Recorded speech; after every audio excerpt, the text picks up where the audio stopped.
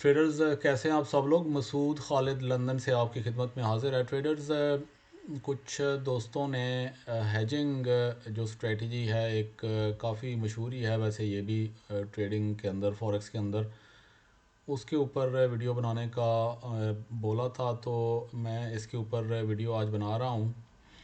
मैं ख़ुद तो हेजिंग नहीं करता, लेकिन बहरहाल ये एक तरीका है। अगर आप में से किसी ने हेजिंग स्ट्रेटजी के ऊपर ट्रेडिंग करनी है तो ये वीडियो मैं उसके ऊपर बना रहा हूँ।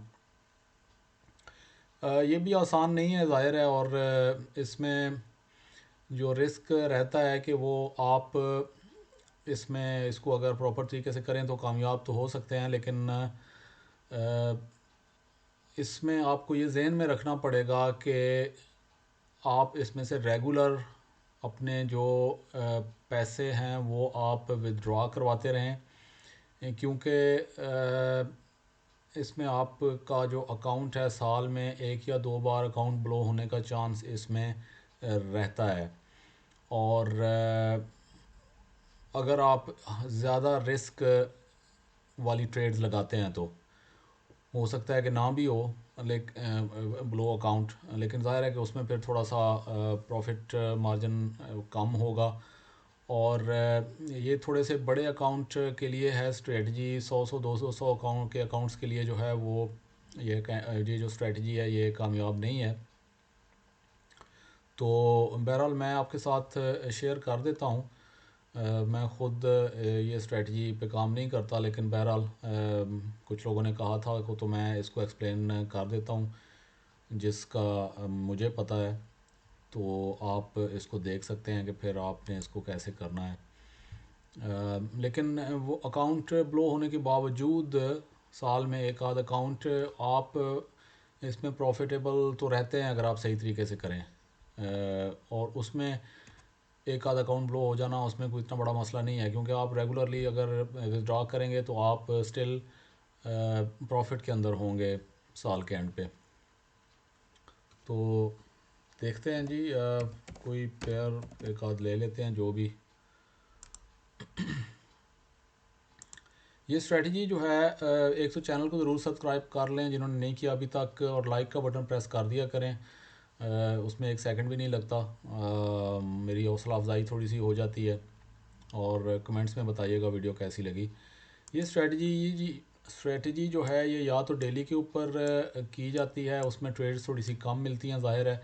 और बहुत सारे पेयर्स हैं चूँकि, तो आप ज़ाहिर है कि सब के अंदर जाके देखते हैं कि कौन सी जो पेयर है वो आपके किसी लेवल के ऊपर पहुंचा हुआ है। और ये जो है अपना सपोर्ट और रेजिस्टेंस के ऊपर बेस्ड स्ट्रेटजी होती है कम्प्लीटली। यानी स्ट्रॉन्ग जो सपोर्ट और रेजिस्टेंस लेवल हैं वहाँ से ये की जाती है। बाज़ लोग ये समझते हैं कि बस हेजिंग का मतलब ये है कि एक ट्रेड प्लस बाय की खोल दो और एक सेल की खोल दो तो फिर ये हेजिंग हो जाती है। वो ऐसे नहीं होता, ठीक है। वो तो सारा तुक्का बेस्ड चीज़ है। ये डेली पे होती है, थोड़ी सी कम ट्रेड्स मिलेंगी ज़ाहिर है आपको। 4 आवर पे कुछ ज़्यादा ट्रेड्स मिल सकती हैं। और स्ट्रॉन्ग जो लेवल हैं रेजिस्टेंस और सपोर्ट के लेवल वो तो डेली और 4 आवर के ऊपर ही होते हैं। उससे नीचे फिर 1 आवर पे भी आप जा सकते हैं। 1 आवर से नीचे तो बिल्कुल जाने की ज़रूरत नहीं है, क्योंकि जितना फिर नीचे जाते हैं तो जो सपोर्ट और रेजिस्टेंस लेवल हैं वो इतने फिर स्ट्रॉन्ग नहीं रह जाते। तो डेली के ऊपर देख लेते हैं हम पहले। अच्छा जी, अब इसमें होता क्या है कि आप चार्ट खोलते हैं और इसमें ज़्यादातर लगाए जाते हैं अलर्ट्स, ताकि अगर आप जब ना भी हों चार्ट के ऊपर तो आपको अलर्ट जिस जगह पे आपने किसी सपोर्ट या रेजिस्टेंस लेवल पे ट्रेड ने पहुंचना है तो वहाँ पे जब पहुँचे तो आपको, क्योंकि आप कोई सारा दिन या 24 घंटे चार्ट के ऊपर तो नहीं बैठ सकते ना, तो आपको फिर अलर्ट्स लगाने पड़ते हैं कि ट्रेड यहाँ तक पहुँचेगी तो मैं वहाँ से ट्रेड फिर जाके देख के तो ट्रेड लगा लूँगा। या आप वहाँ पे पहले ही अपने सेल स्टॉप्स वगैरह या सेल लिमिट लगा देते हैं, ताकि आप ट्रेड जब वहाँ पहुँचे आप सो रहे हो मिसाल के तौर पे तो आप ट्रेड के अंदर दाखिल हो जाएं। अच्छा जी, अब इसके अंदर तरीका क्या होता है कि कहीं से मैं आपको थोड़ा सा अ, बताता हूँ। अब मिसाल के तौर पे आप यहाँ पे आप इस फॉर एग्ज़ाम्पल आप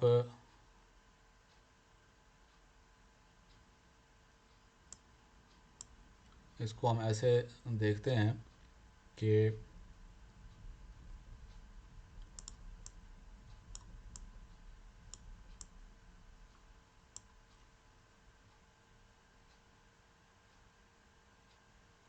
यहाँ पे मिसाल के तौर पे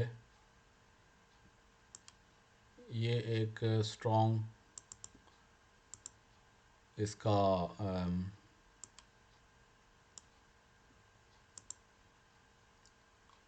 रेजिस्टेंस लेवल यहाँ पे स्ट्रॉन्ग डेली का यहाँ पे था। अब आपने ये देखा कि ये इस यहाँ पे ट्रेड जाके ये डेली के ऊपर यहाँ इस लेवल के जब पहुँची थी जब, तो यहाँ पे से ट्रेड वापस नीचे की तरफ मूव हुई। तो अब आप जब देखते हैं कि नेक्स्ट टाइम दोबारा ये ट्रेड इस लेवल के ऊपर पहुंची हुई है मार्केट, तो आप क्या करते हैं कि आप इसको मार्क कर लेते हैं और यहाँ से आप सेल में दाखिल हो जाते हैं। ठीक है, यहाँ से आप सेल में दाखिल हो जाते हैं, कहीं से भी कोई आप यानी जहाँ से भी आपने दाखिल होना है, मिसाल के तौर पे आप दाखिल हो जाते हैं ट्रेड के अंदर और आपने जो भी अपना वो टीपी वगैरह रखनी है जहाँ पे भी वो आप रखते हैं। यहाँ से आप ट्रेड में सेल की ट्रेड में दाखिल हो जाते हैं। अच्छा, अब आप क्या करते हैं कि आपका स्टॉप लॉस टीपी जहाँ भी आपका होगा, आपने अपना टीपी लगाना है। जहाँ पे भी आप अपना टीपी आपने लगाना है वो आपने लगाना है। ठीक है, और अब आप अपना स्टॉप लॉस क्या करेंगे कि ये प्रीवियस हाई ये था ना, प्रीवियस हाई, तो टेक्निकली आप अपना स्टॉप लॉस जो है वो इसके ऊपर कहीं यहाँ पे लगा देते हैं। ठीक है, इस हिसाब से। अब अगर तो ये ट्रेड सेल की तरफ चली जाती है, मिसाल के तौर पे सेल की ट्रेड है, तो ठीक है, आपकी ट्रेड प्रॉफिट में चली गई और ज़्यादातर चांसेस में इस तरह से होगा भी। मिसाल के तौर पे हो सकता है कि 50% आपकी ट्रेड इधर से वापस सेल की अगर ट्रेड है तो इस लेवल से रेजिस्टेंस लेवल से वापस चली गई, आपने प्रॉफिट जहाँ पे भी निकालना है वहाँ से आपने प्रॉफिट अपना निकाल लिया। ठीक है, और आपकी टीपी हिट हो गई या जिस तरीके से भी आपने मुख्तलिफ टीपीज़ लगाई हुई हैं तो वो सारा आप मैनेज कर लेते हैं। वो हमारा टॉपिक नहीं है ये इस वक्त। लेकिन अब आपने क्या करना है कि इसमें स्टॉप लॉस यूज़ नहीं होता। ठीक है, ये स्टॉप लॉस का लेवल आपके जहन में ये था कि ये सेल की ट्रेड यहाँ से आपने लगाई है तो इस तरफ यहाँ से आपका स्टॉप लॉस यूजुअली अगर आप स्टॉप लॉस लगाते तो यहाँ होता। तो यहाँ पे आपने स्टॉप लॉस लगाने की बजाय यहाँ पे बाय स्टॉप का आप एक ऑर्डर यहाँ पे सेम अमाउंट का, यानी जितने की ट्रेड आपने जितने लॉट की ट्रेड ये खोली हुई है सेल की, यहाँ पे आप एक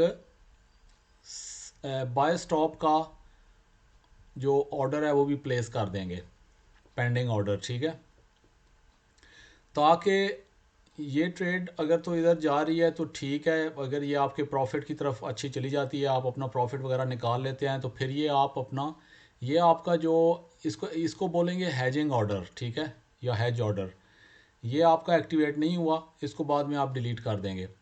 लेकिन अगर बाज़ औक़ात ये होगा कि ये ट्रेड इधर जाने की बजाय ये इधर की तरफ ये रेजिस्टेंस लेवल को तोड़ेगी और वो आप ऊपर की तरफ जाना शुरू कर देगी, तो उस सूरत में ये जो ट्रेड सेल की आपने खोली हुई थी ये यहाँ पे होगी, जितने भी लॉट साइज़ की आपने ट्रेड खोली हुई है ये उस वक्त यहाँ पे होगी माइनस में। और यहाँ से मिसाल के तौर पे यहाँ पे इस वक्त आपकी ट्रेड $500 माइनस में है, मैं एग्ज़ाम्पल दे रहा हूँ, जितने भी लॉट साइज़ की है। तो यहाँ पे मज़ीद माइनस में जाने की बजाय यहाँ पे आपका जो बाय ऑर्डर है, बाय स्टॉप, वो एक्टिवेट हो जाएगा।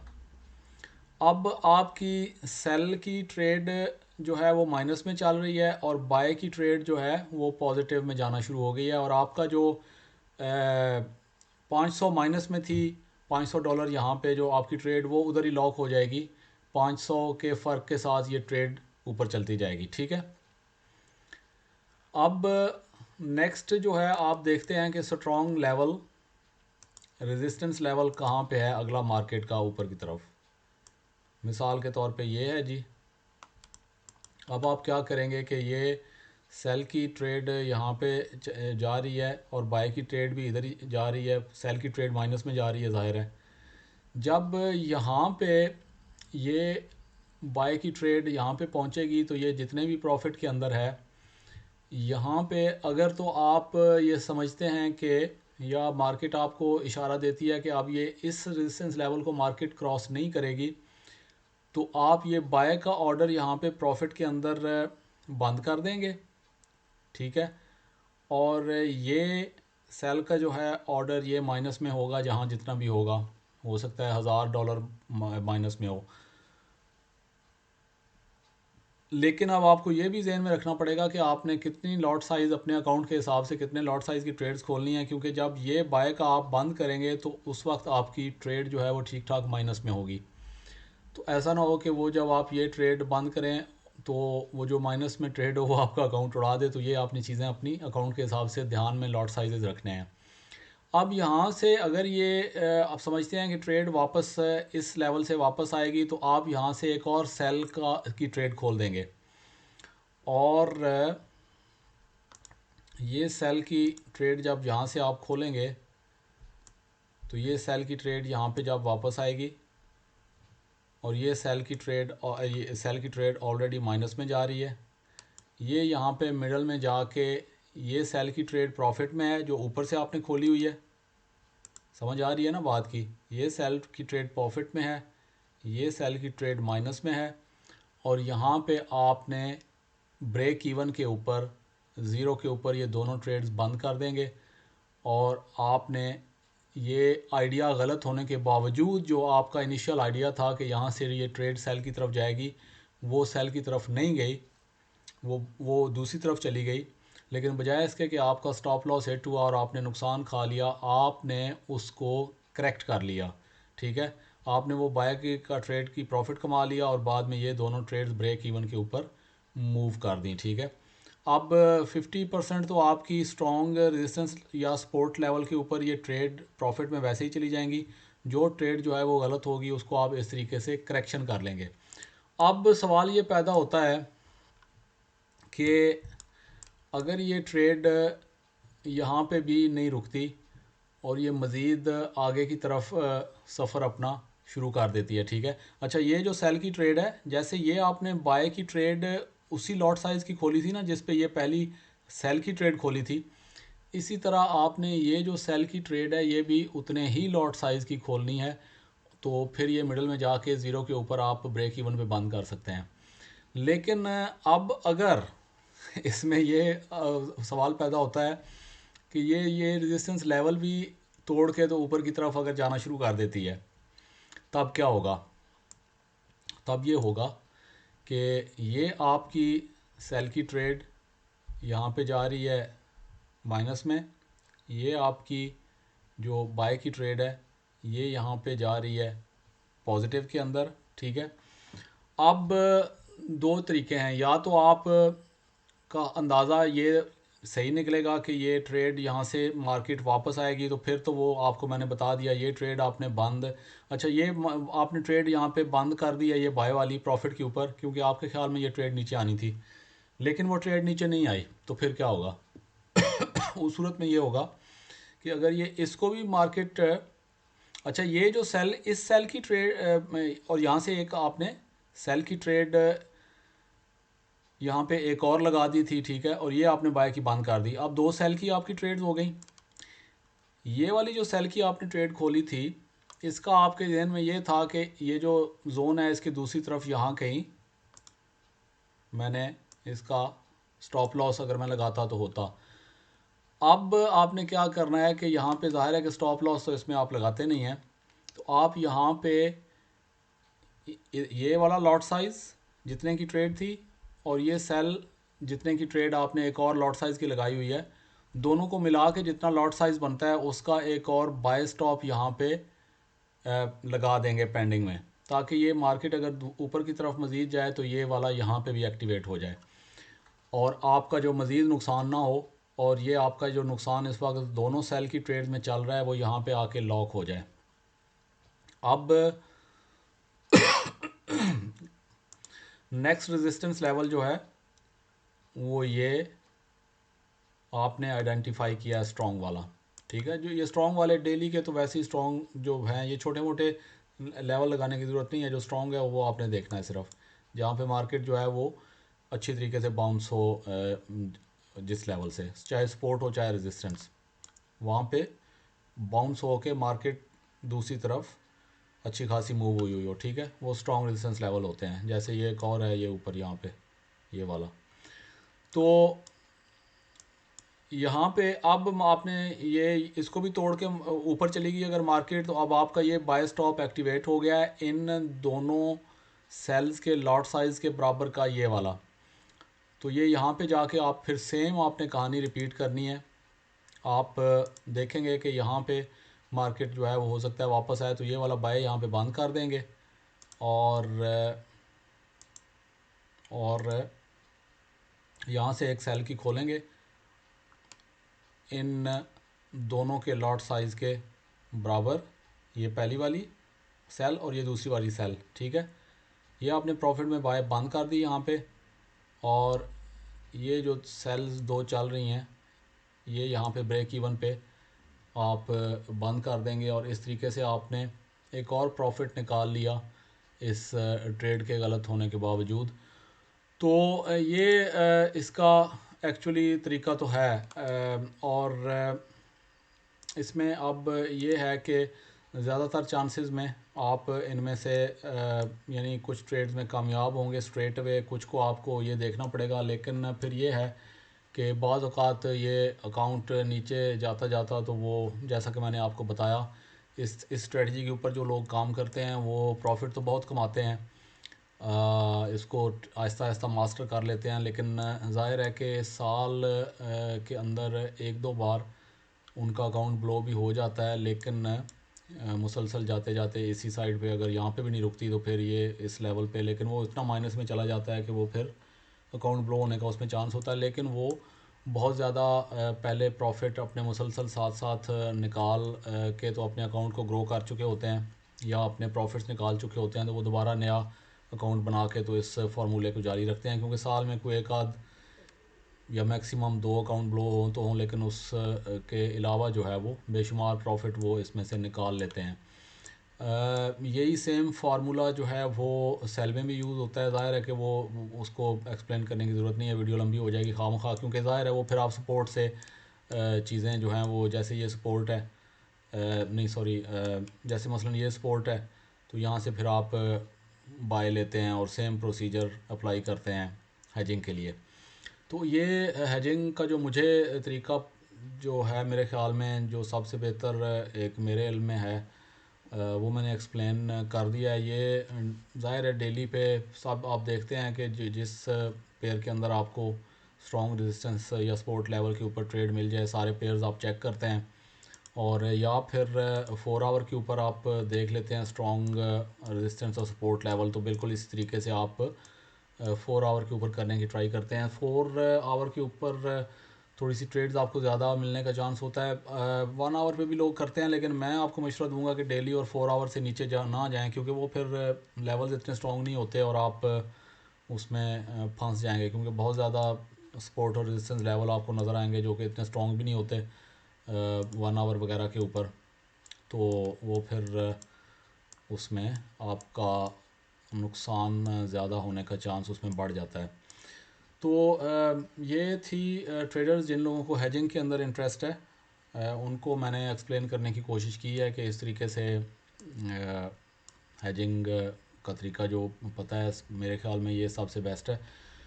इसका स्ट्रेट अवे ज़ाहिर है कि किसी तरीके के अंदर लाइव अकाउंट में घुसने की ज़रूरत नहीं है। आप डेमो के ऊपर इसकी प्रैक्टिस करने की कोशिश करें, और बैक टेस्टिंग भी कर सकते हैं अगर आपके पास सब्सक्रिप्शन है किसी ट्रेडिंग व्यू वगैरह की। अदरवाइज़ आप डेमो के ऊपर लाइव चार्ट्स के ऊपर प्रैक्टिस करें कुछ अर्सा, और अगर आपका हाथ बैठ जाए और इसमें प्रॉफिटेबल आप हों डेमो के अंदर कुछ महीने, तो फिर आप लाइव अकाउंट के ऊपर करें। उम्मीद है ट्रेडर्स आपको वीडियो पसंद आएगी। अब अनटिल नेक्स्ट वीडियो अपना ख्याल रखिएगा प्लीज़।